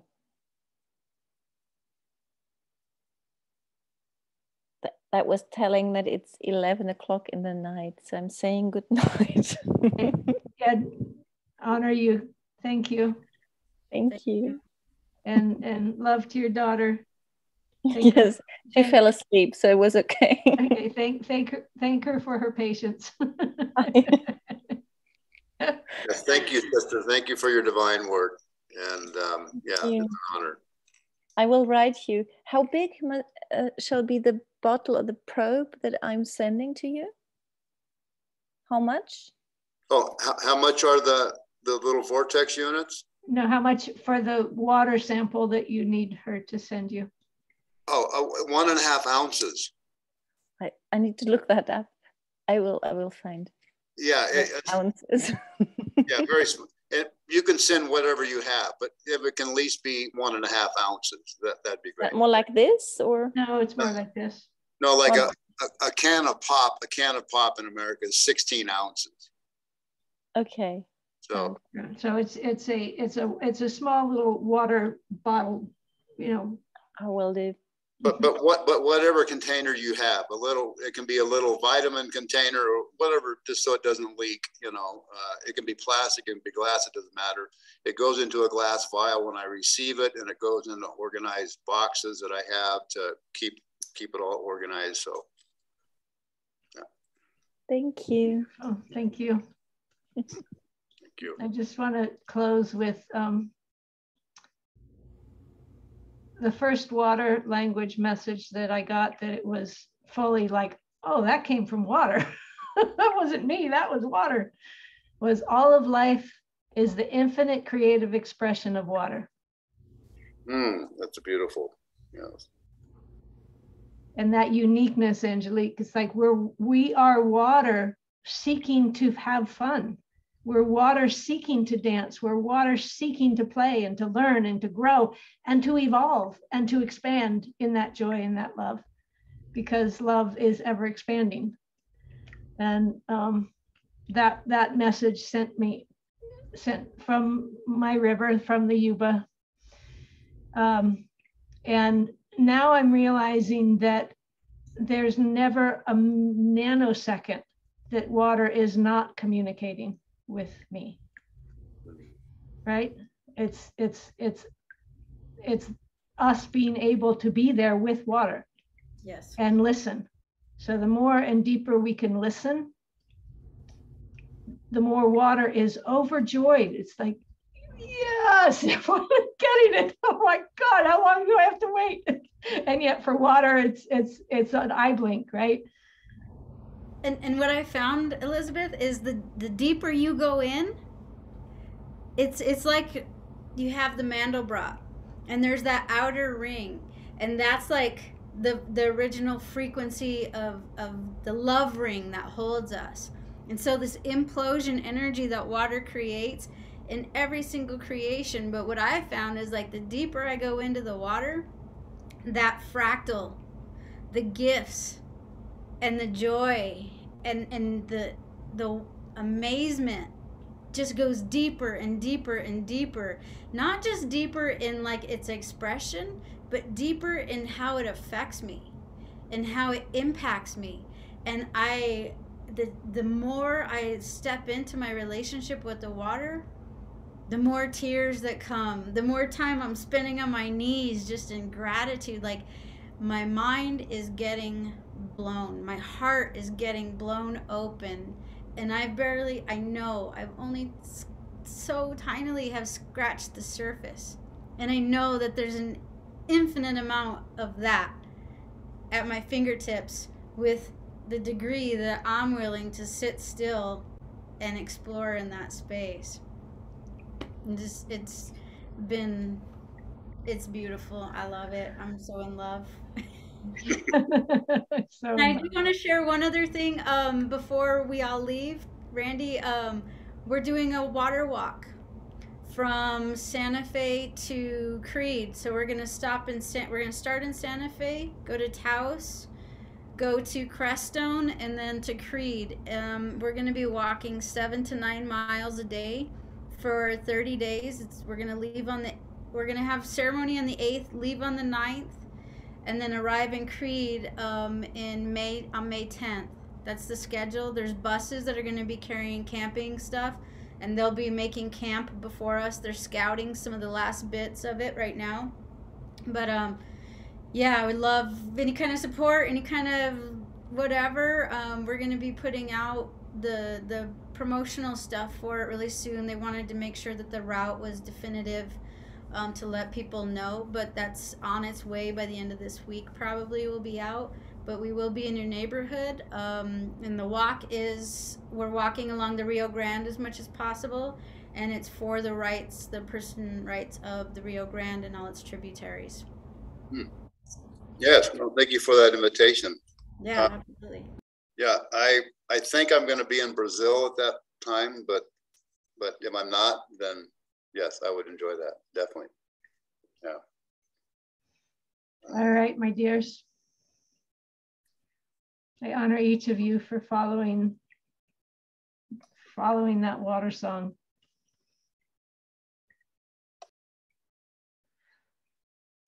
It's been an amazing day. I started the day this morning early, and a couple hours in, speaking of a download that brought tears to my eyes, there's a thing happening in Jerusalem, and it is going to be just simple but beautiful, of a group of Palestinians, Jews, and Christians singing at the Bethesda pools, which was the birthplace of Mother Mary. So I'll give you more information on that, and just that feels to me to be, I mean, my water just went boom. Feels very expansive. It feels like a spark that's going to bring this transformation, yeah. So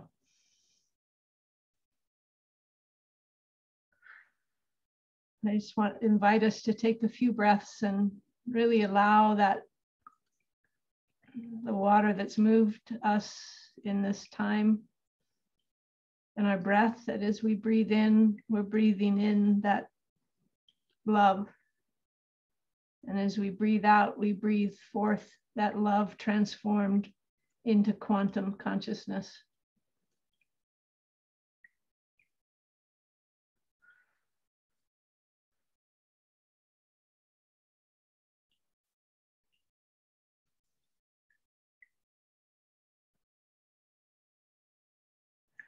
To bring that vision of the center of the earth and the God's head spiral back to us as we close.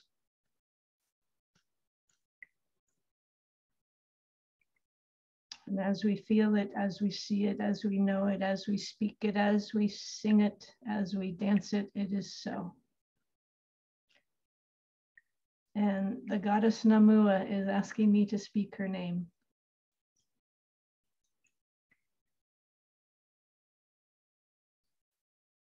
The water mother of the primordial oceans before language.